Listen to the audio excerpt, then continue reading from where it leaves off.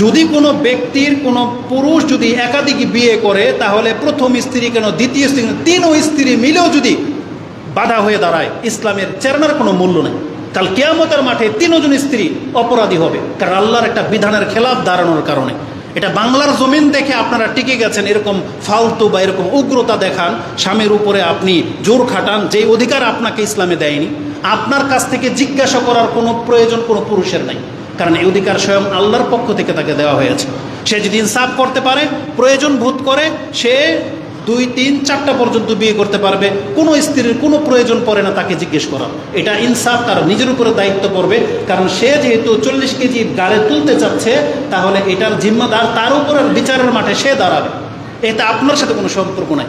কিন্তু এই জায়েজ ব্যাপার নিয়ে আজকে কিছু থেকে কিছু হলেই মহিলারা জাদু করে দেয়, কিছু থেকে কিছু হলেই তাবিজ করে দেয়, পাগলই বানায় ফেলে জামাইকে।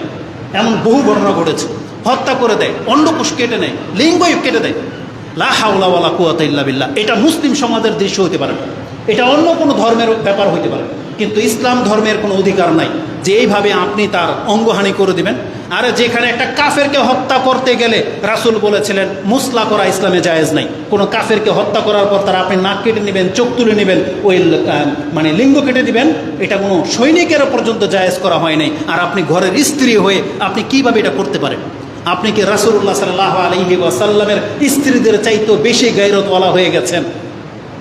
অথচ স্ত্রীদের কাজ ছিল, যদি তার স্বামী একাধিক বিয়ে করে তাহলে কে তার স্বামীকে বেশি সন্তুষ্ট রাখবে এটা নিয়ে প্রতিযোগিতা করার কথা ছিল। কিন্তু দেখা যায় তার উল্টা, বরং সে আরও খারাপ আচরণ করে। ওই যে বললাম, তাবিজ করে ঘাস খাওয়িয়ে স্বামীকে পর্যন্ত পাগল বানায় ফেলে।